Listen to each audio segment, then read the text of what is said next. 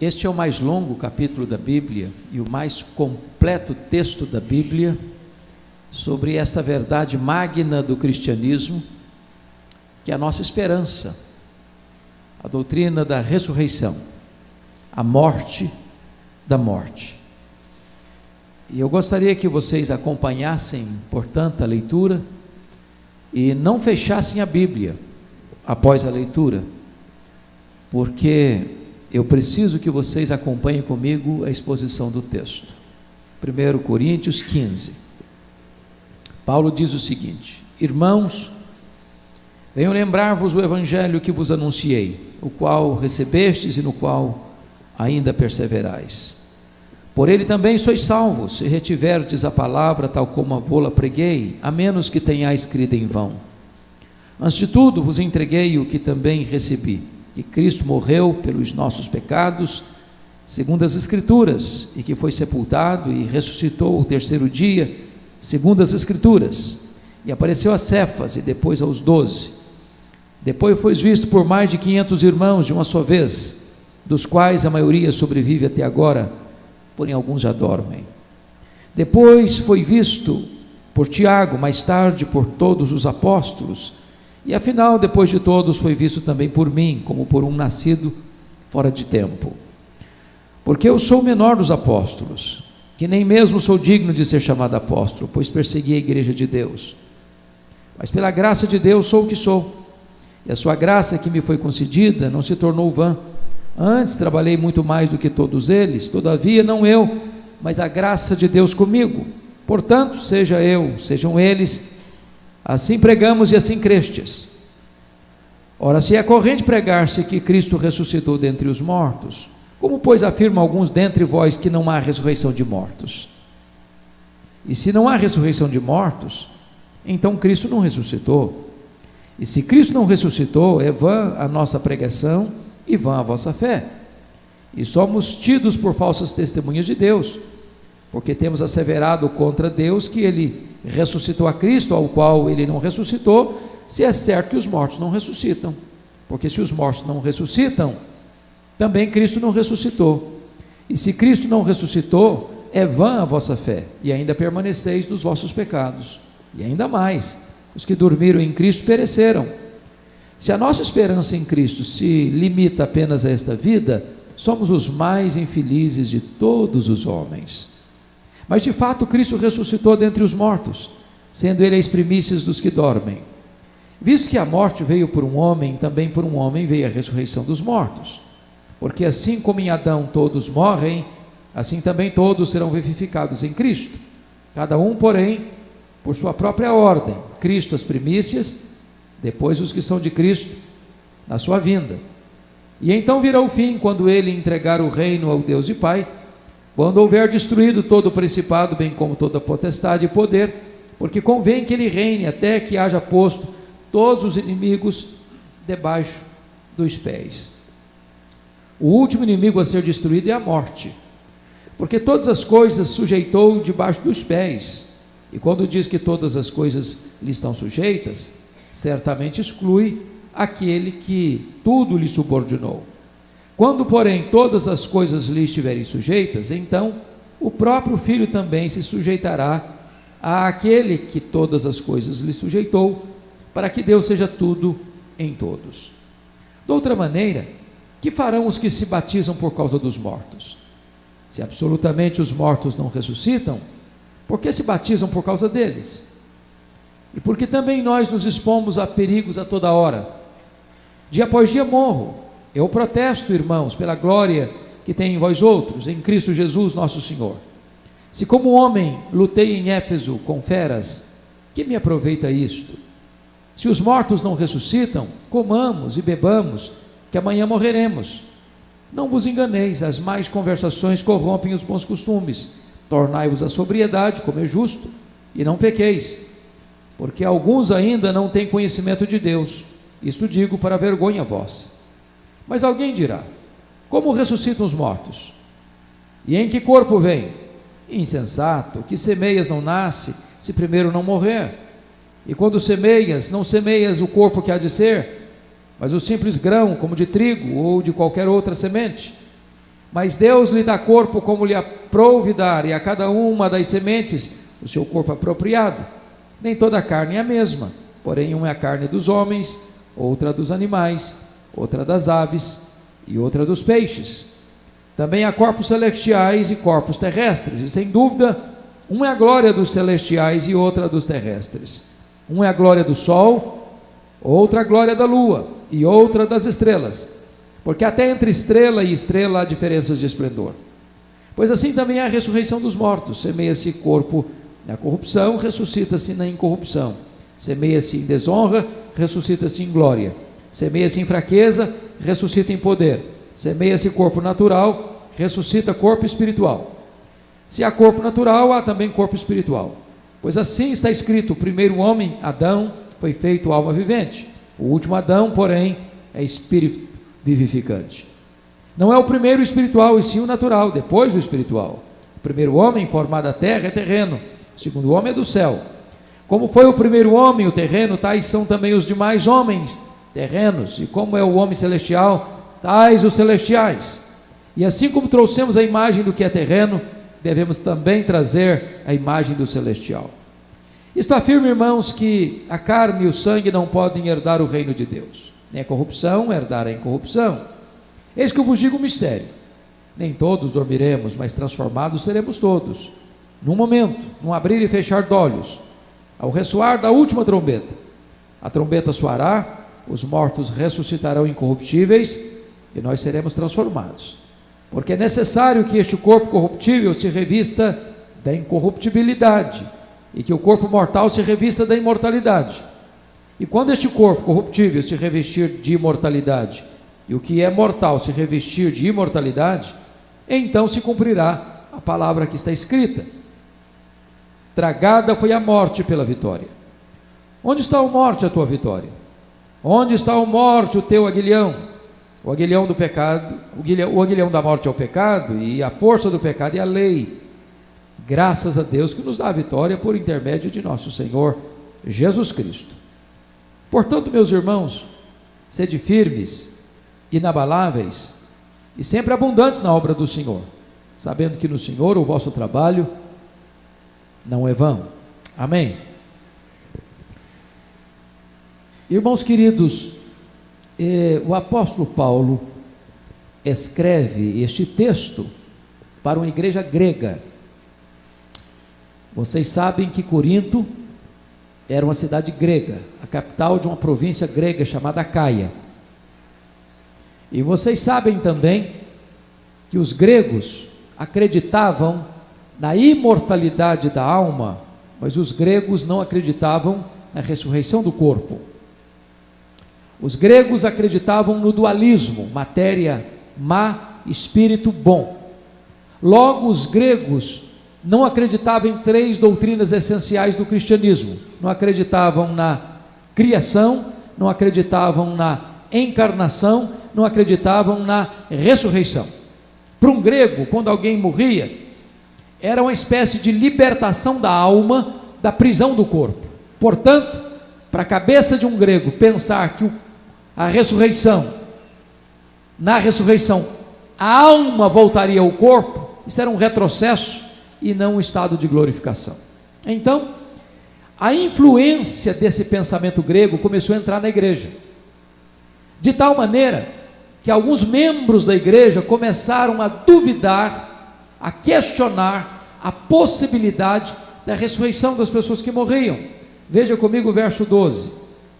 Ora, se é corrente pregar-se que Cristo ressuscitou dentre os mortos, porque esse era um fato tão claro, tão eloquente, as provas eram tão robustas, que era corrente acreditar nisso, que Cristo tinha ressuscitado mesmo.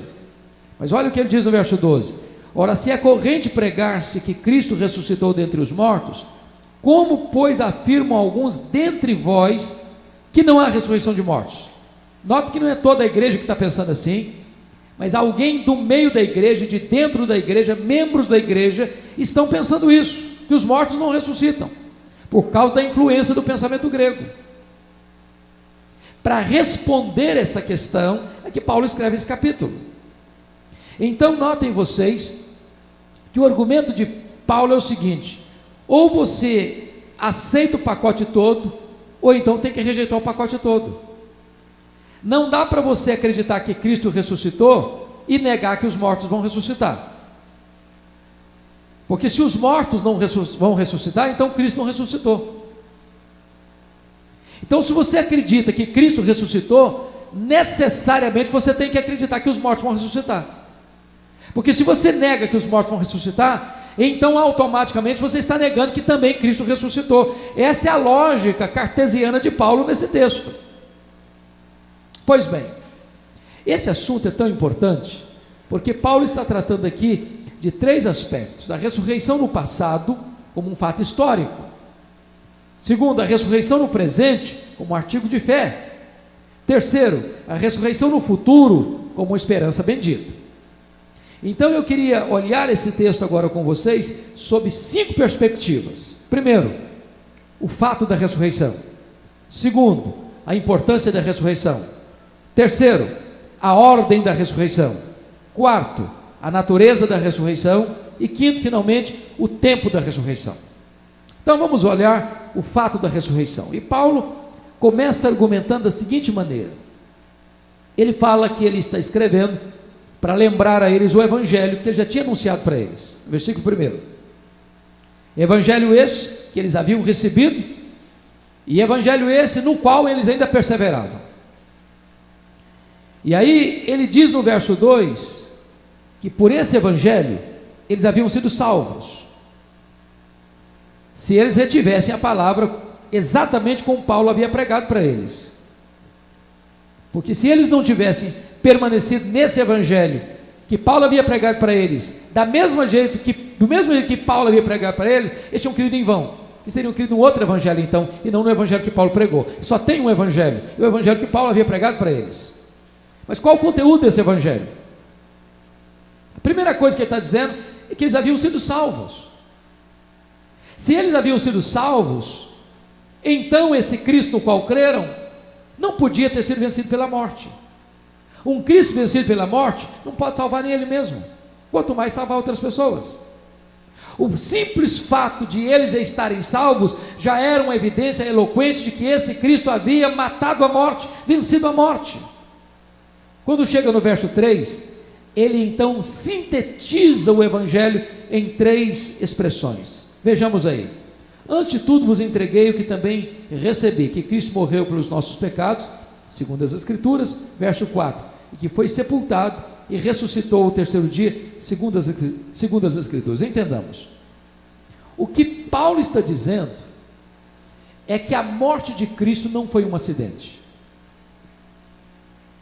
Segundo, o que Paulo está dizendo é que a ressurreição de Cristo não foi uma surpresa. Tanto a morte de Cristo quanto a ressurreição de Cristo haviam sido profetizados, porque ele morreu pelos nossos pecados, segundo as Escrituras, foi sepultado e ressuscitou, segundo as Escrituras. Ou seja, nada saiu do script, nada saiu do programa, nada saiu do planejamento. Ele morreu porque estava planejado para morrer, e ele ressuscitou porque estava planejado para ressuscitar. Nenhum fato novo, nenhuma novidade nisso. Tudo aconteceu conforme o planejado por Deus. Ele morreu pelos nossos pecados, não porque Judas o traiu, ou porque Pedro negou, ou porque o Sinédrio o prendeu, ou porque Pilatos o condenou, ou porque os soldados o pregaram naquela cruz. São fatos históricos. Mas a razão principal pela qual ele morreu pelos nossos pecados. Da mesma maneira que Deus estabeleceu que ele morreria pelos nossos pecados, Deus estabeleceu também que ele ressuscitaria no terceiro dia. E a partir daí, então, do verso de número 5, o apóstolo Paulo, até o versículo de número 11, vai elencar vários exemplos de como Jesus ressuscitou, aparecendo para várias pessoas. Se não, vejamos, olha aí comigo. No verso de número 5, ele aparece para Cefas e para os 12. No verso 6, ele aparece para mais de 500 irmãos de uma só vez, dos quais a maioria ainda estavam vivos. Depois, no verso 7, ele aparece para Tiago, e mais tarde para todos os apóstolos, e no verso 8, ele aparece para o próprio Paulo. Notem que isso não é prova científica, isso é prova judicial. Prova científica é aquela que você leva para um laboratório e repete quantas vezes você quiser. São provas históricas, são provas judiciais, são fatos concretos, comprovados, testemunhados por várias pessoas. Então o que Paulo está dizendo é que a ressurreição de Cristo é um fato absolutamente verdadeiro, legítimo, irrefutável. Essa é uma doutrina que o mundo quer negar. Aliás, lá do começo, pagaram os guardas lá para mentir. Não, nós estávamos dormindo quando pegaram o corpo dele. Outros, não, ele nem chegou a morrer, ele desmaiou na cruz. Outros, não. Na verdade, as mulheres foram no túmulo errado, e depois falaram aí que ele ressuscitou. Mas a verdade inegável e absoluta é essa: Jesus ressuscitou. Isso é uma verdade absoluta. Essa é a pedra de esquina da doutrina cristã, porque o túmulo vazio de Jesus é o berço de onde a igreja nasceu. A segunda verdade que Paulo vai tratar agora para nós, não é apenas o fato da ressurreição, mas a importância da ressurreição, dos versos 9 a 19, versos 12 a 19. Então, olha como Paulo trabalha com a questão da lógica aqui. Ora, se é corrente pregar que Cristo ressuscitou dentre os mortos, como, pois, afirma alguns dentre vós que não há ressurreição? E ele argumenta no verso 13: se não há ressurreição de mortos, então Cristo não ressuscitou. E se você perceber, ele repete o verso 13 no verso 16, ipsis literis, porque se os mortos não ressuscitam, também Cristo não ressuscitou. Agora ele vai argumentar a importância da ressurreição, dizendo algumas coisas maravilhosas aí. Primeiro, no verso 14, ele diz assim: se Cristo não ressuscitou, é vã a nossa pregação. Então, o que eu estou fazendo aqui é uma perda de tempo, e o que você está fazendo aí é outra perda de tempo. Sem ressurreição, não tem evangelho, não tem pregação, não tem boa nova. Se o túmulo tem a última palavra, então a morte venceu, então o diabo venceu, então Cristo foi derrotado, então não há qualquer boa nova para ser anunciada. Então as igrejas deviam fechar as portas, os pregadores deviam se aposentar, fazer outra coisa, porque não tem sentido você pregar se Cristo está vencido pela morte. Segundo, olha o versículo 14: se Cristo não ressuscitou, é vã a vossa fé. Então você está crendo num mito, você está crendo numa fantasia, você está crendo numa quimera, você está crendo em algo que foi inventado pelo homem, que não passa de um mito. Então a ressurreição é uma mitologia e não uma realidade. Terceiro, se Cristo não ressuscitou, olha o verso 15: nós somos tidos por falsas testemunhas de Deus. O que é uma falsa testemunha? É alguém que diz que você fez o que você não fez. Se os apóstolos estão afirmando que Deus ressuscitou Jesus e Jesus não ressuscitou, então o que os apóstolos são? Falsas testemunhas. Eles não são homens de Deus, eles são criminosos, eles são homens indignos, que estão colocando na boca de Deus o que Deus não disse, nas mãos de Deus o que Deus não fez. Quarto, se Cristo não ressuscitou, olha o versículo 17: permaneceis nos vossos pecados. O que ele está dizendo? Muito embora os nossos pecados são cancelados lá na cruz, a cruz não teria efeito se Cristo não tivesse ressuscitado. O que sela a cruz com o sinete da vitória é a ressurreição. O que dá eficácia ao sacrifício da cruz é o túmulo vazio. Porque se Jesus não tivesse ressuscitado, o que ele fez na cruz não teria valor, significado, resultado, eficácia. Porque se ele tivesse sido retido pela morte, o sacrifício dele não teria tido um valor infinito, para a nossa redenção. Então, se Cristo não ressuscitou, não há perdão de pecados. Então você está debaixo dos seus pecados, do juízo de Deus, da ira de Deus, da condenação de Deus. Não há esperança para a sua vida. Mas notem mais, ele diz aí no verso de número 18: se Cristo não ressuscitou, os que dormiram em Cristo pereceram. Então não tem esperança nesta vida e não tem esperança na vida por vir. Então, quando você participou lá no passado de um culto onde nós estávamos dando graças a Deus por aquele irmão, ou aquela irmã, ou aquele parente, ou aquele amigo que estava partindo para o Senhor, que tinha partido para o Senhor, e trazendo ali palavras de consolo, palavras de esperança, trazendo para nós ali uma palavra de ânimo em relação ao porvir, tudo isso era balela, falso consolo, falso refrigério, porque se Cristo não ressuscitou, essas pessoas não têm esperança nenhuma de redenção. Mas Paulo conclui o argumento dele no verso de número 19. Ele diz o seguinte: se Cristo não ressuscitou, nós somos os mais infelizes de todos os homens, porque se a nossa esperança em Cristo se limita apenas a esta vida, somos os mais infelizes. Então preste atenção numa coisa: onde está a sua esperança? Na sua saúde? Ela acaba. Se não acabasse, você não morreria. Onde está a sua esperança? No seu dinheiro? Você não leva o seu dinheiro para o túmulo, não tem gaveta em caixão, nem caminhão de mudança em enterro. Onde está a sua esperança? Na sua beleza física? O tempo vai esculpir algumas rugas no seu rosto e não vai ter jeito. A velhice chega, e chega para todos. Onde está a sua esperança? Os seus amigos? Eles podem ir com você até a sepultura, dali para frente eles não caminham mais. Havia, quando Paulo escreveu isso, um pensamento filosófico muito forte na Grécia, chamado de epicurismo.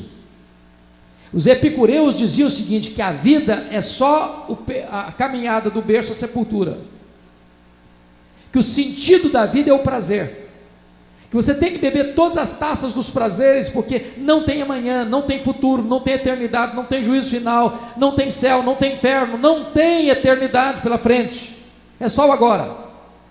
E aí Paulo está dizendo o seguinte: se Cristo não ressuscitou, se a nossa esperança se limita apenas a essa vida, então os epicureus estão com a razão. Então comamos e bebamos, porque amanhã morreremos. Então a vida não faz sentido.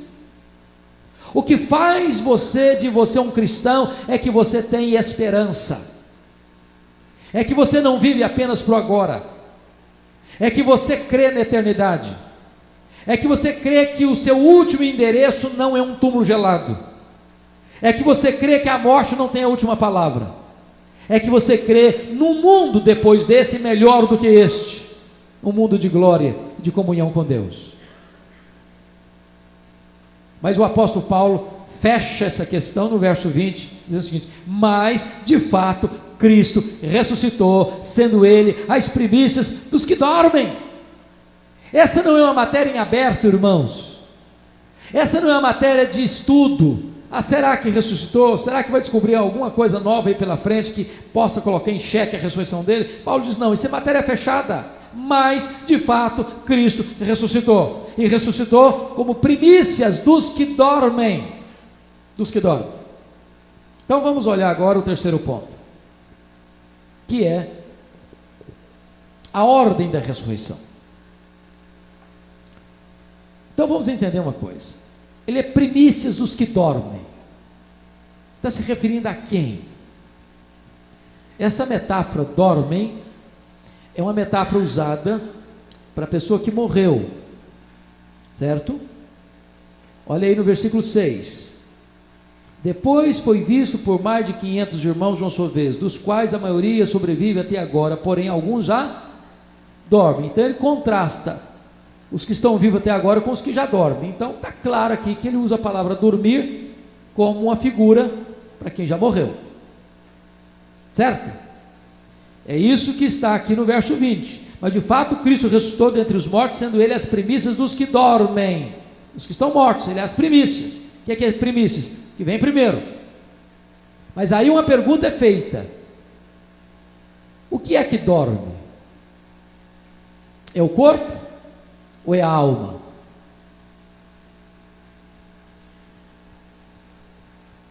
E a resposta não pode ter dúvidas.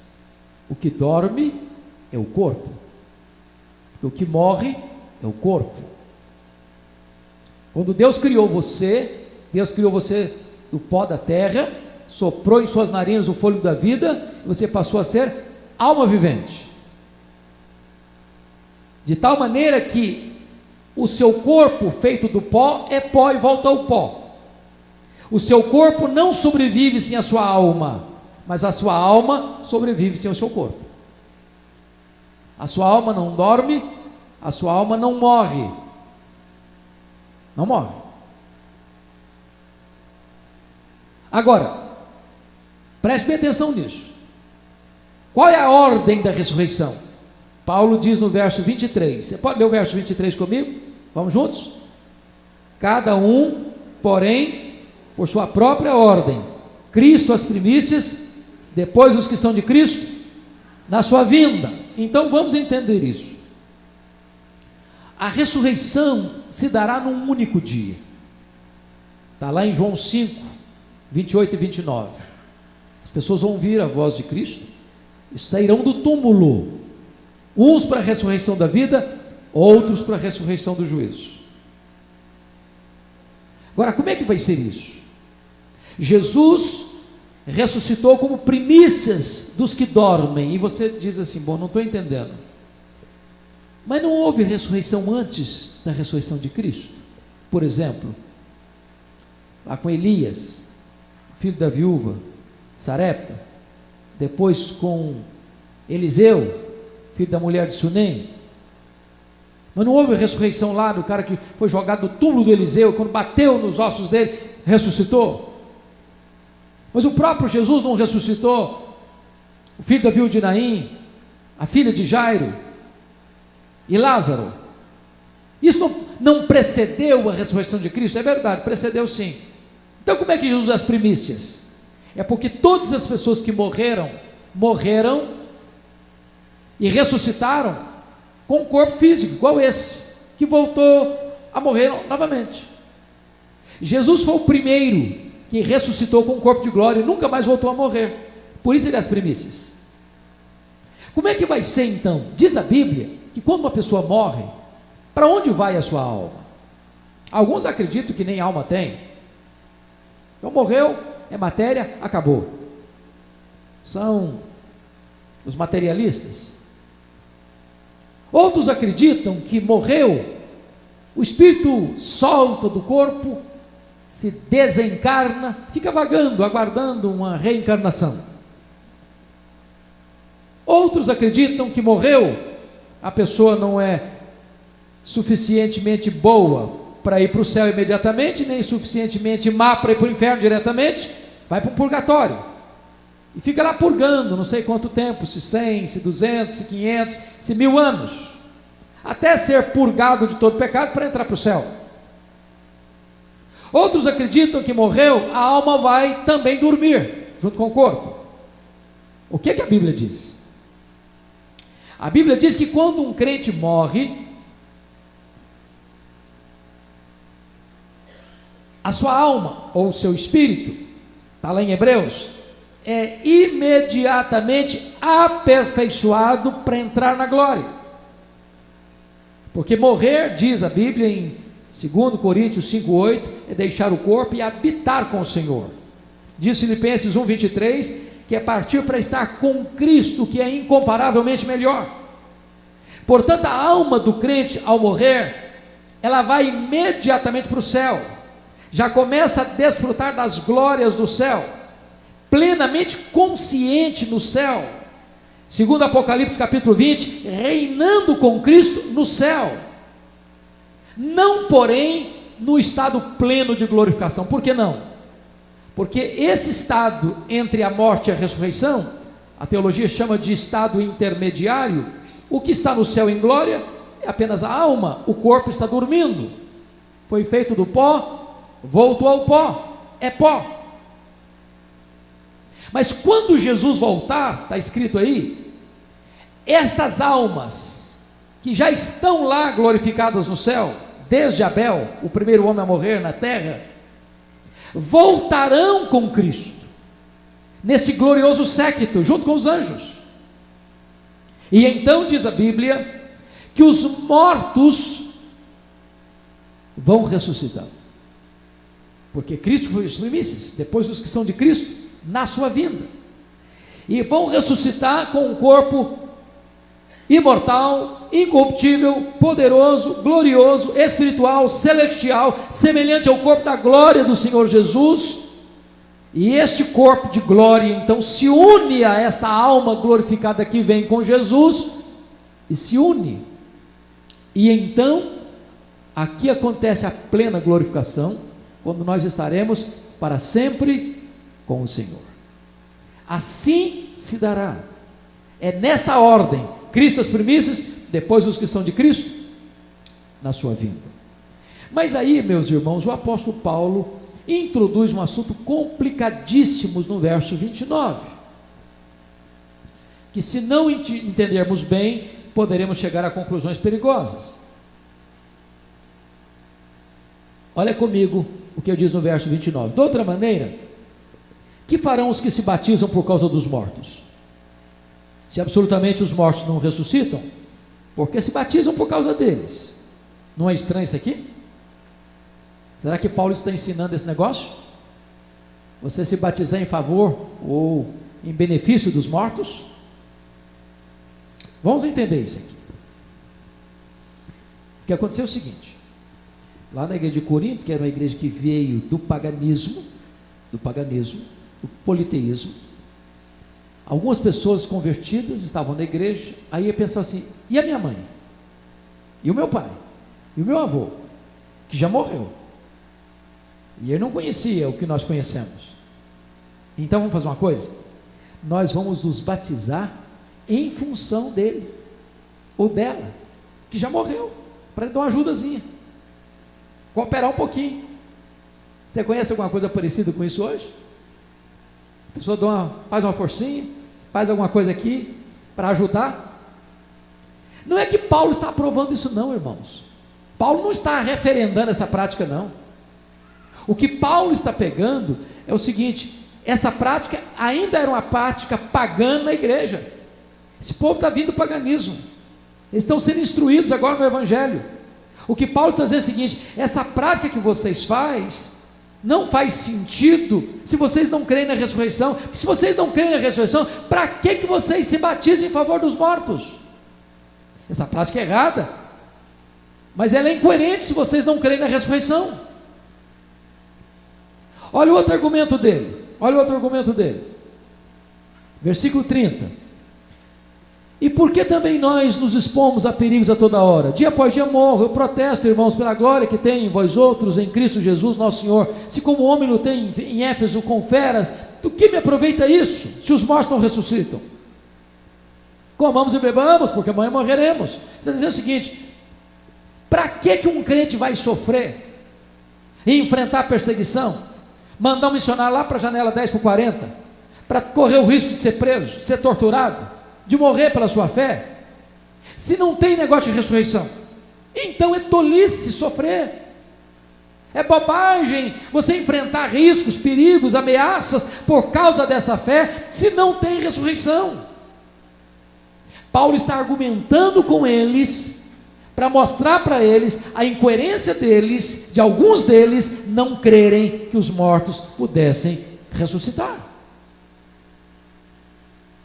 Mas agora vem o quarto ponto dessa mensagem, que é a natureza da ressurreição, dos versos 35 a 49. E tem uma pergunta a ser feita: mas alguém dirá, como ressuscitam os mortos? Em que corpo vem?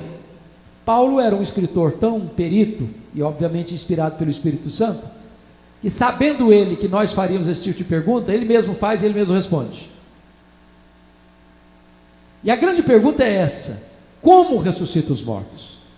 Em que corpo vem? Porque essa é uma pergunta sua, minha, nossa. Pensa comigo.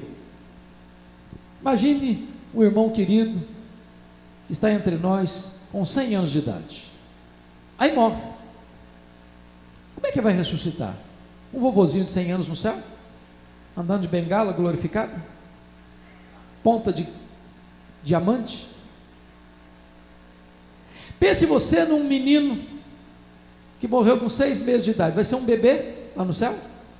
Ou pense numa criança que nem nasceu ainda, um feto, vai ser um feto glorificado no céu?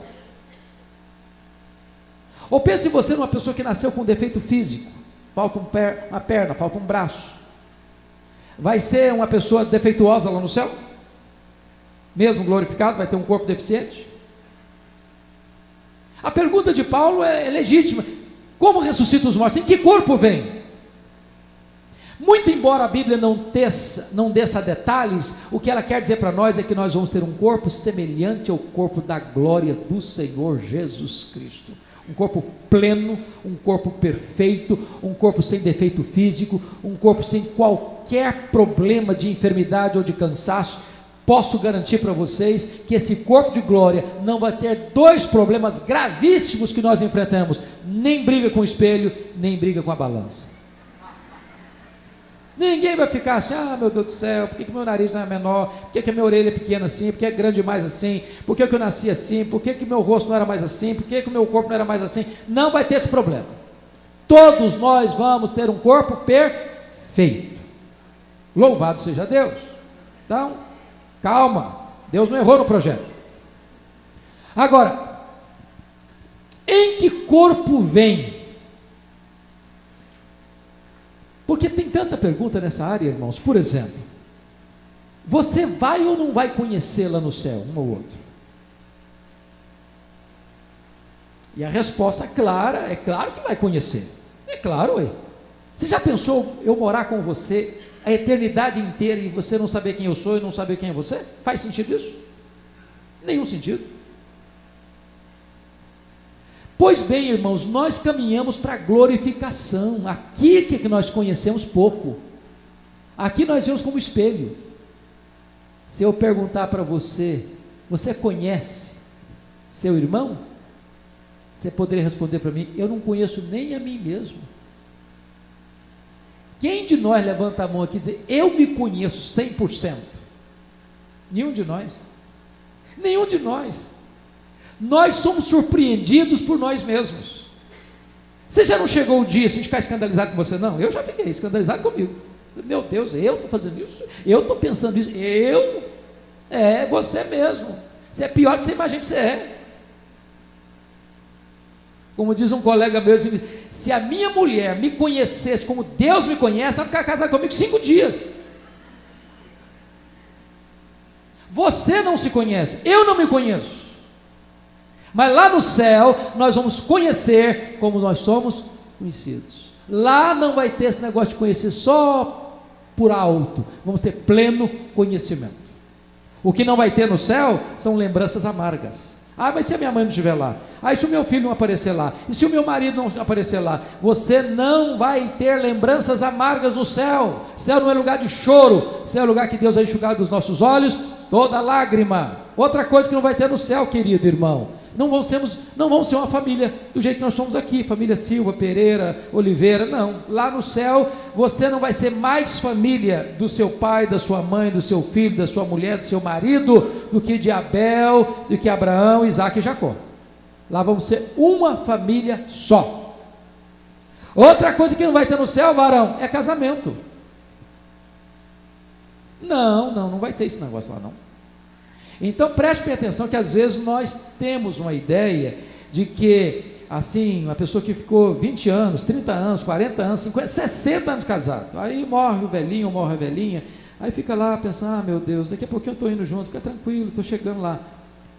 Preste atenção, você não vai ser marido lá no céu, não vai ser esposa lá no céu. Algumas pessoas dizem: ufa, até que enfim.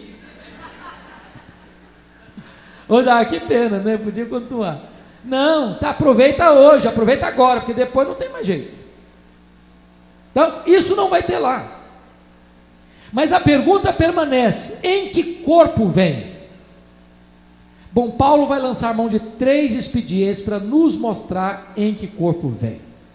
Notem comigo as 3 figuras que Paulo vai usar. para responder essa pergunta. Primeira figura que ele usa está no versículo 36, é a figura da semente. Insensato, o que semeias não nasce se primeiro não morreu.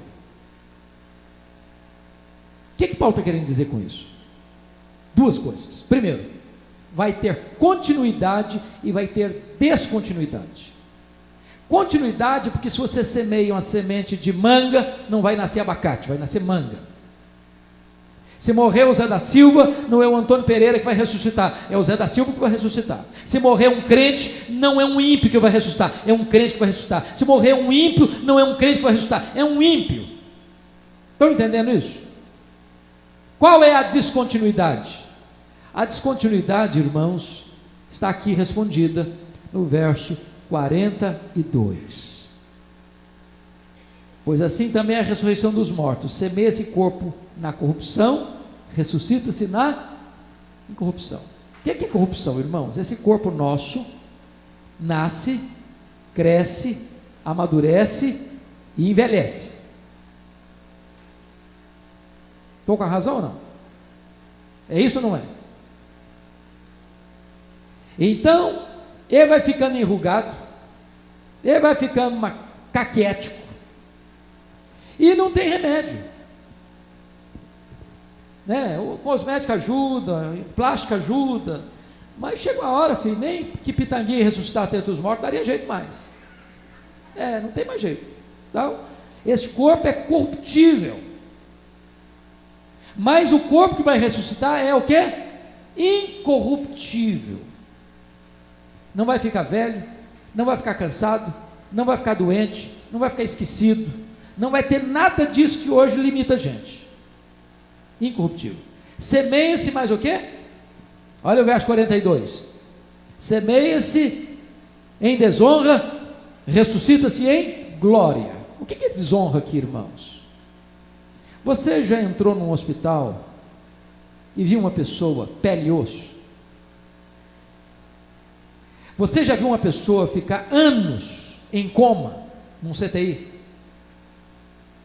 Você viu uma pessoa murchar, encolher? E você pergunta, meu Deus, onde está a honra da vida? E não importa se o que vai ser semeado é um corpo enrugado, caquético, macérrimo, cheio de feridas. O que vai ressuscitar é um corpo de glória, de glória, de glória. Terceiro, 43, semeia-se em fraqueza, ressuscita-se em poder. Meus irmãos, esse corpo nosso tem muitas fraquezas. O cara nasce, daqui a pouco começa a aprender a andar, depois aprende a pular, daqui a pouco vira um atleta. Você fica impressionado com o músculo, com a força, com o vigor do corpo de alguns atletas. Daqui a pouquinho o cara começa a correr mais devagar, daqui a pouquinho começa a andar mais devagar, daqui a pouquinho começa a se arrastar, daqui a pouquinho começa a andar de muleta, daqui a pouquinho anda de cadeira de rodas. Daqui a pouquinho alguém tem que empurrar a cadeira, porque ele não consegue nem motorizar a cadeira dele. Fraqueza. Ressuscita-se um corpo de poder. Igual o corpo de Jesus, que entrava numa casa fechada, se abria a porta, que saía de Jerusalém, aparecia na Galiléia, sem precisar percorrer o trecho, e que vai assunto aos céus, em glória. Vai ser assim o nosso corpo. Então, essa é a figura que Paulo usa para mostrar em que corpo vem. Vai ter continuidade, porque quem morrer é você, quem vai ressuscitar é você, com um corpo incorruptível, poderoso, glorioso, celestial, semelhante ao corpo da glória do Senhor Jesus. Mas agora ele usa uma outra figura. Confira comigo aí a figura do verso de número 39. Nem toda a carne é a mesma, porém a carne dos homens, a outra dos animais, a outra das aves, a outra dos peixes. Aí você diz, Paulo, o que é isso? Você está ensinando que animal, ave e peixe também vai ressuscitar? É isso que ele está dizendo? Agora pense comigo. Pense comigo, morre um homem, você vai e sepulta. Daqui a 100 anos morre um animal, cachorrinho da família. Vai e sepulta na mesma cova do homem. mesmo lugarzinho, que o homem tinha sido sepultado, vai lá e sepulta o cachorro. 100 anos depois, morre o peixe do aquário. Você vai lá e sepulta na mesma cova que o homem e o cachorro estavam sepultados. 100 anos depois, morre o passarinho da gaiola. Você vai lá e sepulta na mesma cova. Daqui a 100 anos, se abre a cova, o que tem lá dentro? Pó. Mas misturou pó de homem com pó de cachorro, com pó de peixe, com pó de passarinho. E como é que vai ser no dia da ressurreição? Como é que vai ser? Misturou tudo. O que Paulo está querendo dizer é o seguinte: Deus sabe o que é pó de homem, o que é pó de animal, o que é pó de peixe, o que é pó de ave. O que vai ressuscitar é pó de homem. Vocês estão entendendo isso? Porque hoje tem gente que acha que os cachorrinhos também vão ressuscitar. Há poucos dias uma mulher me ligou, falou: pastor, eu quero perguntar uma coisa para o senhor. Eu falei: pode perguntar, minha irmã. Quero saber se a minha cachorrinha vai para o céu. E antes que eu respirasse melhor para responder, porque eu fiquei muito espantado com a pergunta, ela foi logo emendando: porque se ela não for, também não quero ir. Eu falei: aí é outro problema. Aí já não é comigo, é com a senhora mesmo. Eu tomei um susto há poucos dias. Um pastor, assim, pastorzão, abençoado, foi surpreendido na festa de casamento. Sabe quem levou a aliança para o altar? Não foi a vovó, e não foi a netinha também, foi a cachorrinha, toda bonitinha, entendeu? Ou não entendeu? O povo está ficando biruta. A cachorrinha levou a aliança para o altar, desse jeito, vestida, com vestido assim, todo cheio de renda. Mas é muito importante entender o seguinte: cachorro não vai ressuscitar. Deus criou anjos, homens e animais. Inclua animais aí, peixes e aves. Anjos têm espírito e não têm corpo. Animais têm corpo e não têm espírito. Homem tem corpo e espírito. É isso que Paulo está dizendo. Mas ele usa uma terceira figura para responder essa pergunta: de que corpo vem? Olha comigo o versículo 40. Como também há corpos celestiais e corpos terrestres, e sem dúvida uma é a glória dos celestiais, a outra dos terrestres. Uma é a glória do sol, outra é a glória da lua, outra a glória das estrelas, porque até entre estrela e estrela há diferença de esplendor, pois assim também é a ressurreição dos mortos. O que Paulo está dizendo é o seguinte: na ressurreição todos os corpos vão brilhar como astros, mas nem todos os corpos vão brilhar com a mesma intensidade. Não é que Paulo está dizendo aí que vai ter inveja no céu: seu corpo brilha mais que o meu. E não tem espaço para inveja no céu. Nada contaminado vai entrar lá. Mas quando você olha para o céu, tem estrela que brilha mais que outra. E está escrito em Daniel capítulo 12, 2, que aqueles que a muitos conduzirem à justiça brilharão como o sol no firmamento, como as estrelas eternamente. Talvez esta seja a melhor explicação da Bíblia para a questão dos galardões. Talvez seja. Porque tem crente que é salvo, e todo salvo é salvo pela graça, mas vai ser salvo e vai para o céu, mas não vai receber galardão. É o que Paulo ensina em 1 Coríntios capítulo 3, 11 a 15. Porque construíram sobre o fundamento com material que não suporta o juízo do fogo, madeira, palha e feno. Mas se o que construir sobre o fundamento com pedras preciosas, ouro e prata, esse vai ser provado pelo fogo e vai sobreviver, e esse vai receber galardão. Então Paulo diz que esses vão ser salvos como que através do fogo, vai entrar no céu com cheiro de fumaça. Mas não fizeram nada. Porque notem isso: você é salvo pela graça, mas você recebe galardão pelas obras. Até um copo de água fria que você der para alguém não ficará sem galardão. Então acho que tem muita crente que vai entrar no céu meio lusco-fusco, meio opaco assim, porque até entre estrelas e estrelas há diferença de esplendor. Assim também será a ressurreição dos mortos. Mas eu termino com o último ponto que Paulo menciona, que é o tempo da ressurreição. E por favor, vá comigo para o verso 51, quando ele diz assim: eis que vos digo um mistério, nem todos dormiremos, mas transformados seremos todos num momento, num abrir e fechar de olhos, ao ressoar da última trombeta. A trombeta soará, os mortos ressuscitarão incorruptíveis, e nós seremos transformados. Então vamos pensar o seguinte, vamos imaginar que Jesus volte nessa noite. Agora, o que vai acontecer?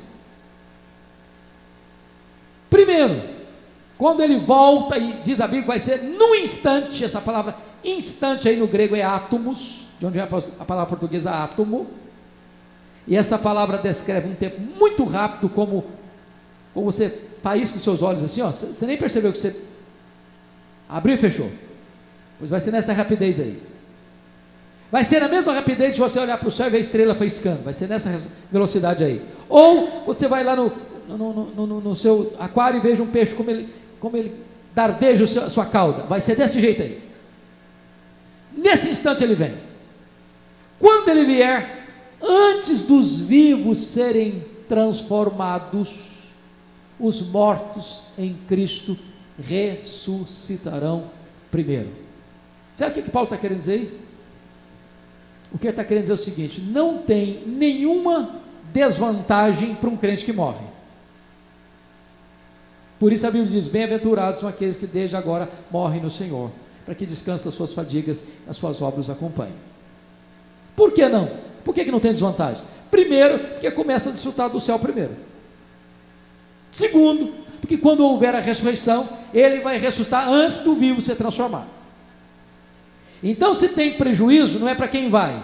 Se tem prejuízo, é para quem fica. Quem fica, dói o coração, sente saudade. Mas nunca diga: tadinho do crente, tadinho, morreu. Não é tadinho dele. Ele é bem-aventurado. Ele está melhor mesmo. Isso não é consolo barato não. Isso é fato. Isso é verdade. Para nós que ficamos é duro, porque a morte é o último inimigo a ser vencido, e ela ainda nos machuca muito, até ser lançada no lago de fogo. Mas para aquele que parte, ele é bem-aventurado. A hora que você partir daqui, você já abre os olhos no céu, e ali é tão bom, é tão maravilhoso, é tão fantástico, que qualquer palavra humana não seria suficiente para descrever a glória do céu. Quando João foi chamado para ver o céu, a melhor linguagem que ele disse assim, é como uma noiva, bem bonita, entrando, ataviada para o seu esposo. É tão bonito como uma cidade glorificada, cuja praça é de ouro, cujas portas são de pérola, cujos muros são de jaspe, e aí vai começando a descrever. É com essa beleza. Primeira coisa, você chega lá, tem mais tristeza, Deus enxuga dos olhos toda lágrima. Nunca mais angústia, pesar, depressão, ansiedade, síndrome do pânico, medo, etc, etc, etc. Nada disso, acabou. E aí Paulo, e eu acho isso maravilhoso, quando ele vai dizer o seguinte, no versículo de número 55, aí Paulo olha bem para a cara da morte, porque Paulo personifica a morte, é uma entidade, é uma inimiga, a última inimiga, que vai ser jogada no lago do fogo. Ele encara a morte de frente, confronta a morte, desafia a morte, e pergunta para ela: onde está, ó morte, a tua vitória? Onde está, ó morte, o teu aguilhão? E ele dá um brado assim com toda a alegria, diz: estragada foi a morte pela vitória. A morte morreu, a morte foi vencida, a morte foi nocauteada, a morte morreu para nunca mais ressuscitar. Ela vai ser lançada no lago do fogo, e nós viveremos para sempre, e sempre, e sempre, e sempre, porque aquele que é a ressurreição e a vida, é a razão da nossa esperança. E aí Paulo termina de uma maneira tão interessante, no verso 58, porque antes do 58, ele dá assim um brado, diz, graças a Deus que nos dá a vitória por intermédio do nosso Senhor Jesus Cristo. E aí, a sensação que a gente tem é que ele saiu para tomar um cafezinho. Quando ele voltou, ele esqueceu o assunto que ele estava falando. Que olha o versículo 58, portanto, meus amados irmãos, sede firmes, inabaláveis e sempre abundantes na obra do Senhor, sabendo que no Senhor o vosso trabalho no Evangelho. Falou, Paulo, você não falou de nada disso o tempo todo? Que negócio é esse? Você não estudou homilética no seminário, não? Você não fez oratória, não? Você está lá em cima nas nuvens, agora você desce aqui para baixo, fala em trabalho, meus irmãos, vão trabalhar, viu? O que é isso, Paulo? Mas ele não foi tomar cafezinho, coisa nenhuma. O que ele está dizendo é o seguinte, ok, nós cremos mesmo nesse negócio de ressurreição? Vai acontecer mesmo? Você tem essa esperança mesmo? A pergunta é, e daí? Que implicação tem isso para a sua vida? O que é que você vai fazer com esse conhecimento? O que é que você vai fazer com essa convicção que você tem? Você vai cruzar os braços? Você vai deixar as pessoas perecerem no seu desespero? Como aqueles que não têm esperança? Ou você vai ter pressa, urgência, para compartilhar isso com as pessoas?